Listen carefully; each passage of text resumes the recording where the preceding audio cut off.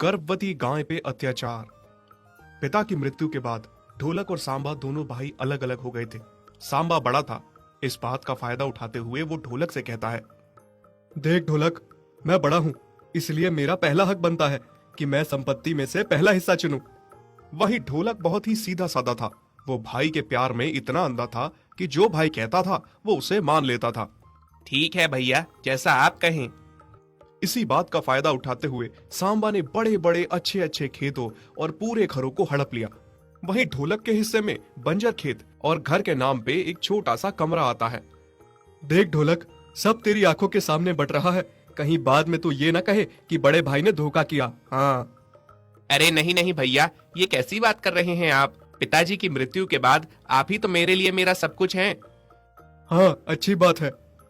ढोलक को जो भी काम करना होता वो उसके बारे में अपने भाई को जरूर बताता, पर वहीं दूसरी ओर सांबा इतना चालाक और लालची था कि वो हर बात को अपने भाई से छुपाता।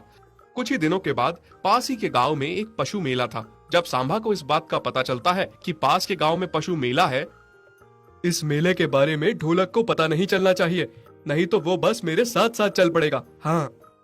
दूसरी ओर ढोलक को गांव के किसी आदमी से पशु मेले के बारे में पता चलता है और वो सोचता है, गांव में इतना बड़ा पशु मेला होने जा रहा है और शायद भैया को इस बारे में पता नहीं है। जाकर भैया को बताता हूँ, शायद उन्हें भी कोई पशु खरीदना हो।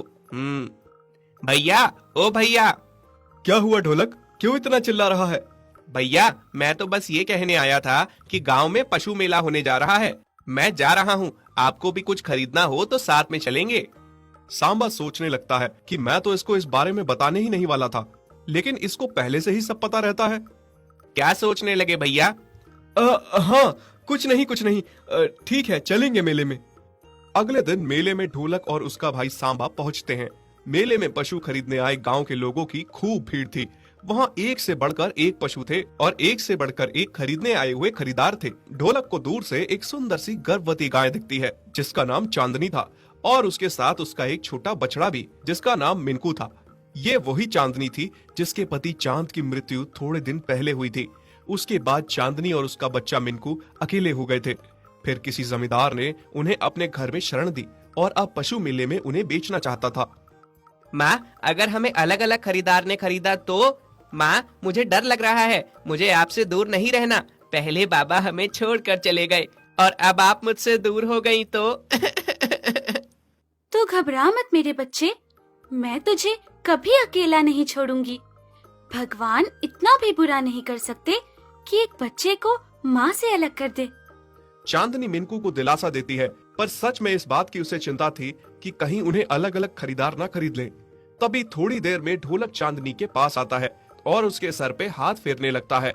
सांबा ये सब पीछे खड़ा होकर देखता है और कहता है, क्या ढोलक, तुझे क्या ये गाय पसंद आई है? क्या खरीदना चाहता है तू? हाँ भैया, देखो तो कितनी प्यारी है, और इसके साथ में इसका बछड़ा भी कितना प्यारा है। मैं इन दोनों को खरीद रहा हूँ। ऐसा सोचना भी मत, क्योंकि तुझसे पहले मुझे ये गाय दिखी है। ये गाय मुझे चाहिए। वैसे भी मैं तेरा बड़ा भाई हूँ, पहला हक मेरा ही बनता है। हाँ, इसका बछड़ा मुझे नहीं चाहिए। अगर तुझे चाहिए तो तू रख ले।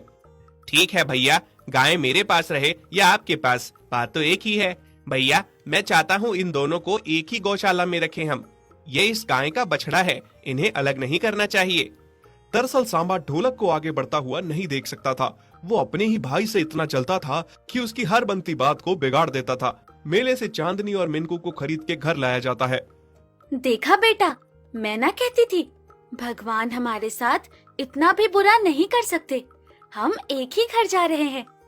हाँ माँ, आप सही कहती थी। रात को ढोलक ने मिनकू को ढेर सारी हरी हरी घास दी, पर सांबा ने चांदनी को सूखी और थोड़ी सी घास दे रखी थी। ये क्या है भैया, आपके पास तो इतनी सारी हरी घास है, फिर आपने इस गाय को सूखी घास क्यों दी है, और वो भी इतनी कम? तू कुछ नहीं जानता ढोलक, अगर अभी से इस गाय को हरी और खूब सारी घास खिलाओगे तो घास खत्म हो जाएगी, और मुझे इसे ज्यादा खिलाने पिलाने का क्या फायदा होगा? क्या मिलेगा? सिर्फ दूध। पर घास बेचूंगा तो दुगना मुनाफा होगा। पर भैया, अगर आप ऐसे ही थोड़ी सी घास खिलाओगे तो ये कमजोर हो जाएगी, और ऊपर से ये गर्भवती भी है।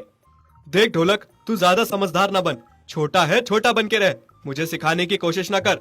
और वैसे भी इन जानवरों को जितना खिलाओगे पिलाओगे उतना ही ये सर चढ़ जाएंगे। हाँ। ढोलक को अपने भाई का बर्ताव अच्छा नहीं लग रहा था। वो सोच रहा था, आखिर भैया ऐसा क्यों कर रहे हैं बेचारी उस गर्भवती गाय के साथ। ढोलक अपने भाई से छुप के चांदनी को खूब सारी घास और चारा खिला देता है, पर सांबा का अत्याचार वहां पे रुकने वाला नहीं था। एक और वो चांदनी को सूखी घास देता, पर अब वो चांदनी से बैलों वाले काम मतलब बैलगाड़ी खींचने का काम करवा रहा था। वो एक गांव से दूसरे गांव सामान पहुंचाने का काम करता था और पूरे दिन चांदनी से बैलगाड़ी खिंचवाने का काम कराता था। अब तो हर रोज चांदनी पे उसका अत्याचार बढ़ता ही जा रहा था। बेचारी गर्भवती चांदनी सांबा के अत्याचारों को सहते सहते कमजोर हो गई थी। मिनकू को अपनी माँ की इस हालत को देखकर बहुत दुख होता है। माँ, ये मालिक आप पे बहुत जुल्म करता है। माँ, क्या मैं इस काबिल नहीं हूँ कि आपका काम कर सकूं? कोई बात नहीं बेटा, जब तू बड़ा हो जाएगा अपनी माँ के सारे काम करेगा, अभी तो छोटा है ना। और मन ही मन में सोचती है, अब मुझे बस अपने पेट में पल रहे बच्चे की चिंता हो रही है। सेठ के अत्याचार सहते सहते कहीं उसे कुछ न हो जाए। हे भगवान, अभी और कितने बुरे दिन देखने बाकी है। सांबा जो कुछ भी कर रहा था ढोलक को बिल्कुल अच्छा नहीं लग रहा था। पहली बार उसके मन में अपने भाई के लिए विरोध की भावना उत्पन्न हो रही थी। भैया, आज तक मैं आपकी हर एक गलती को माफ करता आया हूँ, नजरअंदाज करता रहा, सिर्फ भाई के रिश्ते को निभाने के लिए। पर इस बार नहीं, इस बार बात उस बेजुबान जानवर की है जो कि गर्भवती है। अब मुझे ही कुछ करना होगा। अगले दिन सांबा पैसे के लालच में चांदनी को और ज्यादा काम करवाता है। दिन के पूरे 25 चक्कर लगवा के चांदनी से बैलगाड़ी खिंचवाई। शाम होने तक चांदनी थक के बेहोश हो गई। अब उसकी हालत बहुत खराब थी, वो घास भी नहीं खा पा रही थी। पर सांबा को तो जैसे चांदनी की हालत से कोई फर्क ही नहीं पड़ता था। ढोलक ये सब देख रहा था और उसे चांदनी की हालत देख के बहुत रोना आ रहा था। बस मेरी गाय माता, अब तुम्हें सहना नहीं पड़ेगा। रात को जब सांबा सो जाता है उस समय ढोलक मिनकू और चांदनी को वहां से बहुत दूर के एक गांव में अपने मित्र के यहाँ छोड़ आता है। सुबह जब सांबा चांदनी को वहां नहीं पाता तो फिर ढोलक से पूछने लगता है, ढोलक, अरे ओ ढोलक, तुमने मेरी गाय को देखा कहाँ है? और वो साथ में तुम्हारा बछड़ा भी यहाँ नहीं है? हाँ भैया, वो गाय भाग गई यहाँ से अपने बच्चे को साथ लेकर।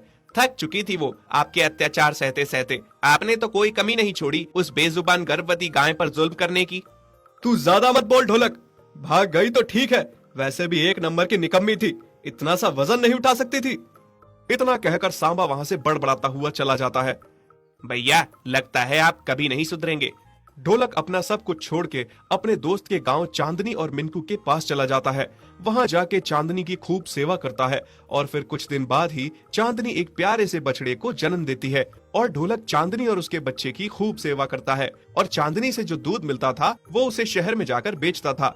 इस तरह चांदनी और उसके बच्चे अपने नए मालिक के साथ बहुत खुश थे और ढोलक भी उनको अपना परिवार मान के खुश था।